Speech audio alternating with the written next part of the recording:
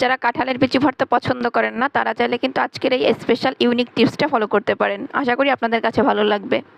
প্রথমে আমি 1 কাপের থেকে একটু বেশি পরিমাণে কাঁঠালের বিচি নিয়েছি, আর এগুলোকে একটু ছুরি দিয়ে খুঁচিয়ে নিয়ে ভেজে নিচ্ছি। আমি একটু কালার করে ভেজে নিব, পোড়া পোড়া করে। তারপর এগুলোকে তুলে খোসা ছাড়িয়ে নিব।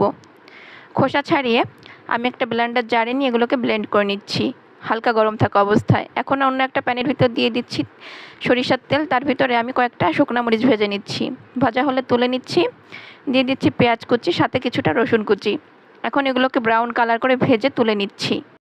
নিজেদের পছন্দ মতো শুকনো মরিচ নিতে হবে, তার ভিতরে লবণ দিয়ে মেখে নিতে হবে। সাথে আমি পেঁয়াজ আর রসুনটাকেও মেখে নিচ্ছি। এরপর আমি যে ব্লেন্ড করে রেখেছিলাম কাঁঠালের বিচি সেটা দিয়ে ভালো মতো মেখে নিচ্ছি। দিয়ে দিচ্ছি সরিষার তেল 1 টেবিল চামচ। ভালো মতো মেখে আমি গোল গোল শেপ দিয়ে নিচ্ছি। এরপর আমি এগুলোকে সার্ভ করে নিচ্ছি। মাশাআল্লাহ, দেখুন কতটা মজার হয়েছে এটা।